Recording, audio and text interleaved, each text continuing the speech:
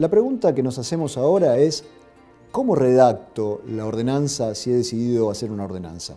Bueno, yo suelo decir que el primer consejo que debieran tomar es aquel viejo consejo que nos daban los maestros cuando nos enseñaban en la primaria a escribir. Sean claros, sean precisos, tengan un orden lógico. Es decir, una ordenanza necesariamente debe tener un encabezado, debe dirigirse hacia un punto determinado y debe conducir en la lectura hacia ese final que pretendemos. Ser sencillos y ser claros significa transmitirle claramente al vecino cuál es nuestra idea, porque de otra manera es muy complicado poder redactar o legislar. Esto dicho en términos muy sencillos y generales. Yendo específicamente a la técnica, la ordenanza lo que tiene es un desarrollo con un título, con una segunda parte que podemos considerar los fundamentos y una tercera parte que sería el aspecto dispositivo. ¿Qué es lo que debemos marcar en el título? El título lo que hace es orientar rápidamente el tema sobre el cual va a tratar nuestra ordenanza. Ese título entonces debe contener una descripción lo más rápida, concreta y posible de cuál es el tema que estamos tratando. Si es ordenamiento urbano, bueno, será planeamiento o será ordenamiento urbano. Luego debemos indicar algunas subespecies. Si por ejemplo estamos regulando las viviendas multifamiliares, podemos poner ordenamiento, viviendas multifamiliares, y luego se va a complementar con un orden que se le va a dar por orden cronológico de sanción, que es el número que lleva adelante esa ordenanza.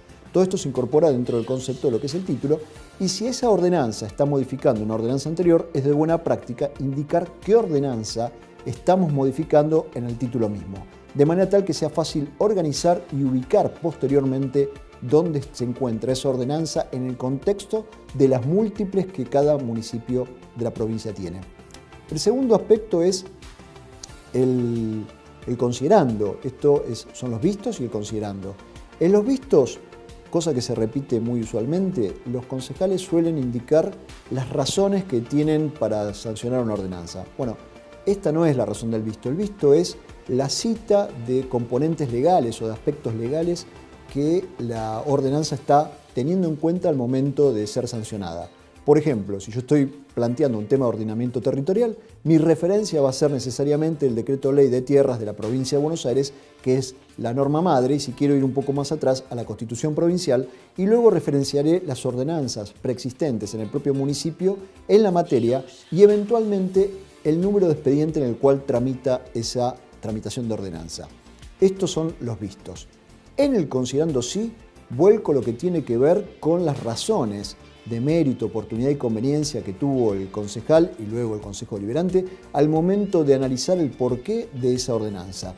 ¿Qué es analizar las razones de mérito, oportunidad y conveniencia? Bueno, tratar de determinar el por qué esa ordenanza tiene sentido. Esto supone, entonces, también explicar los antecedentes que tuvimos en cuenta para esa ordenanza, sea de derecho comparado o de derecho argentino.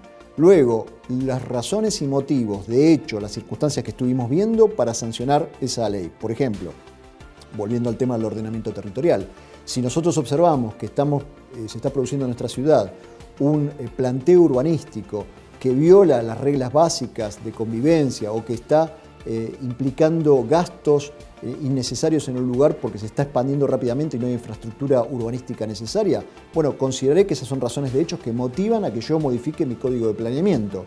Y lo explico en el proyecto de ordenanza, los considerandos.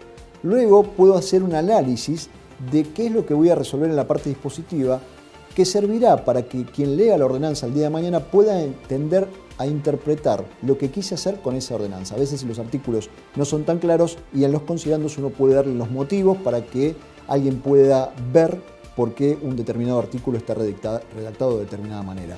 Claro, esto tiene un sentido. Los jueces no van a analizar cuando deban revisar una ordenanza el mérito, oportunidad y conveniencia, pero sí van a analizar la relación que hay entre lo que ustedes están proyectando y el fin que están persiguiendo. Siempre digo, si yo en una ordenanza quiero acabar con los perros sueltos en la vía pública, cosa que es común en nuestros municipios, y para eso decido matarlos, indudablemente estaré cometiendo algo que hoy ninguna legislación aprueba, por el contrario, desaprueba totalmente, y en consecuencia estaré cometiendo un error en el medio que elijo. El medio que elijo puede ser o establecer campañas agresivas de vacunación, o campañas de castración, o campañas de control de natalidad de los animales que están en la vía pública, pero no puede ser aquella que hoy condena fuertemente nuestra sociedad. Entonces, el juez sí va a analizar el fin que persigo y el medio que utilizo para poder controlar y lograr ese fin. Entonces, es bueno explicarlo en considerando estas cuestiones. Finalmente, cuando llego a la parte dispositiva, es lo que la ordenanza obligará o determinará que los ciudadanos deban hacer.